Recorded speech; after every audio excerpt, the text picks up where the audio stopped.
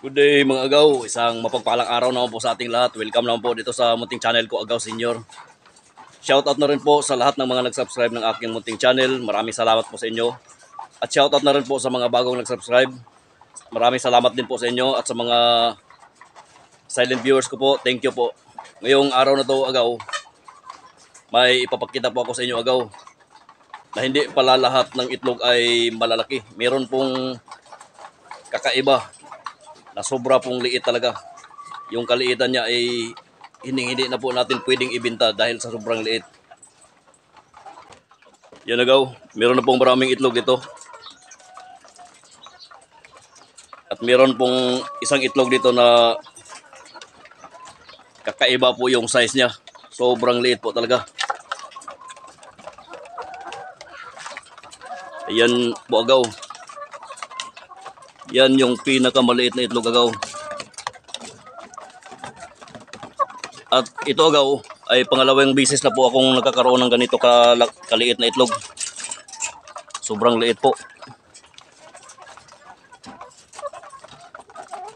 Kung idikit natin dito sa extra large, ito extra large na to,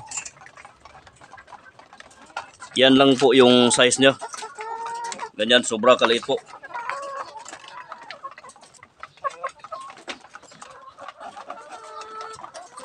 Yung iba namang mga itlog dito, Agaw, ay malalaki naman po. At itong isa naman po ay pumula na dahil sa sobrang laki.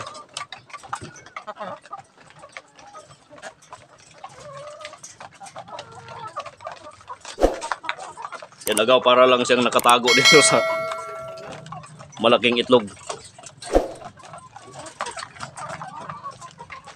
Kukunin natin ito, Agaw. Yan, para makita natin, makumpare natin kung gaano kaliit. Lalagay natin dito sa tray. Yan, Agaw, lumubog na po. Lumubog sa butas. At saka ito, Agaw, huwag naman sanang palaging merong ganito. Dahil po, lugi po yung negosyo natin dito pag ganito kaliit yung maha-harvest ko dito sa manukan. Meron po talagang ganito. Kasi po, pangalawang bisis ko na po itong na-encounter na ganito po kaliit. Tsaka meron po itong laman, Agaw.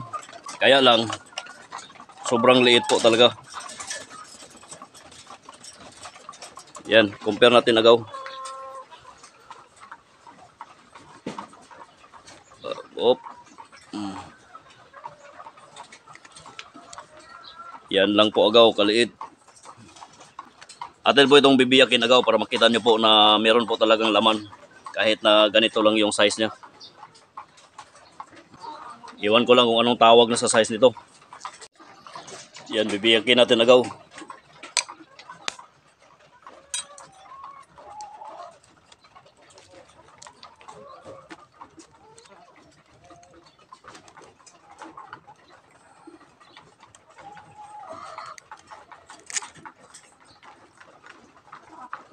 Ayan yung laman niya, Agaw. May kulay dilaw na sa gitna pero sobrang liit po talaga. Mas marami yung egg white kaysa egg yolk. Yan. Ganyan din po yung una kong nakuha na maliit na itlog. Na ganon din kaliit yung size niya. Yung egg yolk niya halos di na makita dahil sa sobrang liit. Puro egg white na lang po yung meron sa loob. Lugi po negosyo natin ito, Agaw, pag ganito palagi na merong araw-araw merong ganito kaliit na itlog.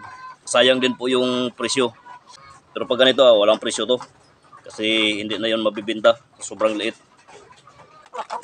May pambili na naman ako ng feeds nito, Agaw. Feeds ng laying hens at saka feeds ng ibang alaga ko nitong manok. Pag naibenta ko na ito. Hanggang dito na lang po itong video, Agaw. Saka maraming salamat po sa inyong panonood. God bless po.